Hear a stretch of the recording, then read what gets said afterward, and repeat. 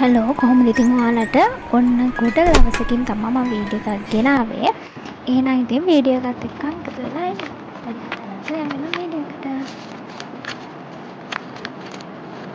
අද මම ගෙනාවේ ටිකක් වෙනස් විදිහේ බ්ලොග් එකක්. අද බ්ලොග් එක පුරාවටම තියෙන්නේ ස්ටඩි කරනවා විතරයි. ස්ටඩි බ්ලොග් එකක් තමයි අද ගෙනාවේ. ඉතින් අද මම ස්ටඩි කරන සබ්ජෙක්ට් එක ගැන කිව්වොත් දැන් මම ඉන්නේ තර්ඩ් ඉයර්නේ. එතකොට දැන් අපිට මම accounting finance ස්ටුඩන්ට් කෙනෙක්. ෆයිනල් ඉයර් එක තමයි දැන් අපිට පටන් ගන්න තියෙන්නේ. ෆයිනල් ඉයර් ෆස්ට් සෙමස්ටර් එක.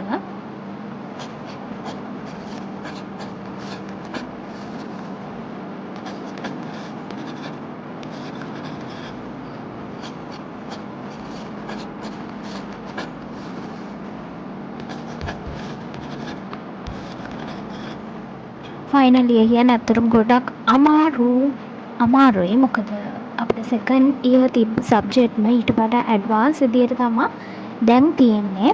එතකොට මම අද මේ කරන සබ්ජෙක්ට් එක තමයි ඇඩ්වාන්ස් මැනේජ්මන්ට් accounting. ඉතින් අපිට සෙකන්ඩ් ඉයර් එකේ තිබුණා මැනේජ්මන්ට් accounting සබ්ජෙක්ට් එක. ඒ වුණාට දැන් ෆයිනල් ඉයර් එකේදී අපිට තියෙන්නේ ඇඩ්වාන්ස් මැනේජ්මන්ට් accounting. එතකොට අරට වඩා ටිකක් සංකීර්ණයි. ටිකක් නෙවෙයි ගොඩක් සංකීර්ණයි. මොලේ කචල් වෙනවා. එක ගානක් හදන්න පිටු දෙක තුන එක ගාන යනවා. ඒක නිසා.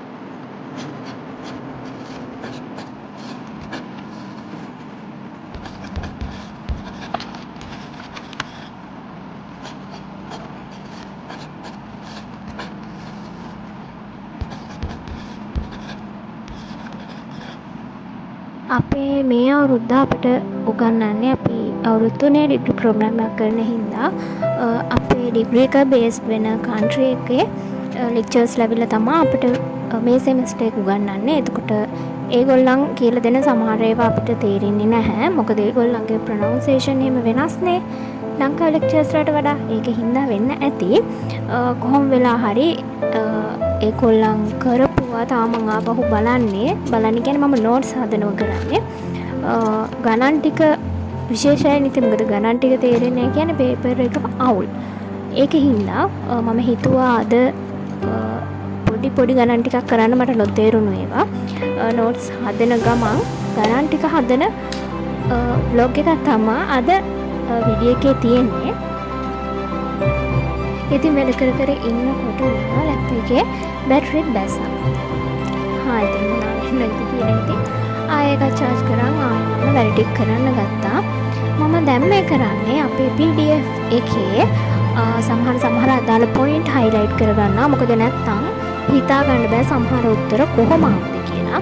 ඒක නිසා highlight කරලා save කරගත්තාම මේක මටම ආයෙ බලනකොට ලේසි.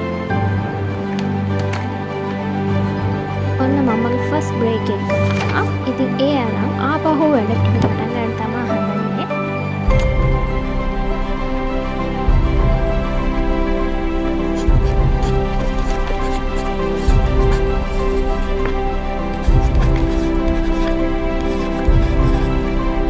ඇත්තටම හරිම අමාරුයි. හරිම ස්ට්‍රෙස්. ඒ වුණාට ඉතින් තව පොඩි කාලයනේ මේ දුක විඳින්න තියෙන්නේ. එහෙම කියලා ඉතින් හැමදාම හිතාගෙන ඉන්නවා. ඒවට ඉතින් අනේ මන් දන්නේ පුදුම කට්ටක් කන්නේ. මොකද ඉතින් හොස්පිටල් උත්නේ. එතකොට අපි හැමදේම අපේ දේවල් කරගන්නවා. ගෙදර වගේ හිටියොත් නම් ඉතින් හැමදේම කරලා දෙනවනේ. මෙහෙ එහෙම නෑනේ. හැමදේම කරගන්න ඕනේ තනියම.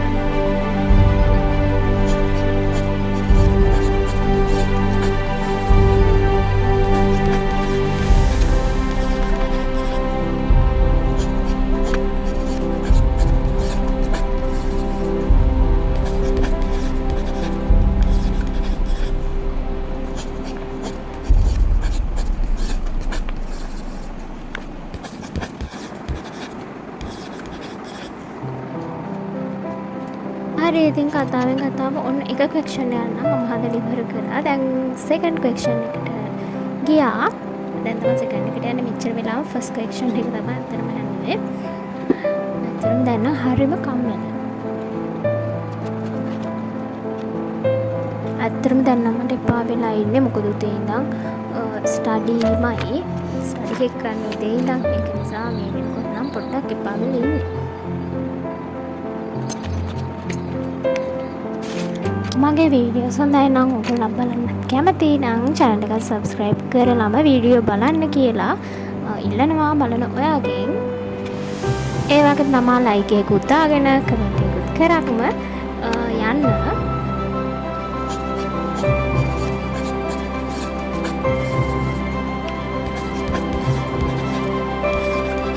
හරි ඉතින් කොහොම හරි වීඩියෝ එක අවසන්ට ආවා. අද දවසට මගේ මේ මට ඇති කියලා හිතුණා මම මේ වැඩ කරලා. හරි ඉතින් එහෙනම් ස්ටඩි ටික නම් ඔක්කොම ඉවර කරා. අදට ඉවර කරා. දැන් ඉතින් පොඩ්ඩක් රිලැක්ස් වෙන්න. මම මේ දවස්වල කියවන පොත කියවන්න තමයි හදන්නේ.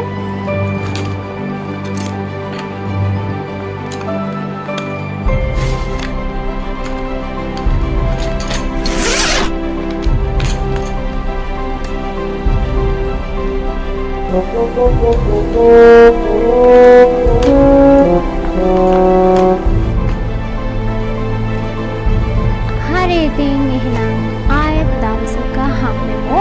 ආයෙත් මම ඉක්මනට වීඩියෝ එකක් අරන් බලන්නම්.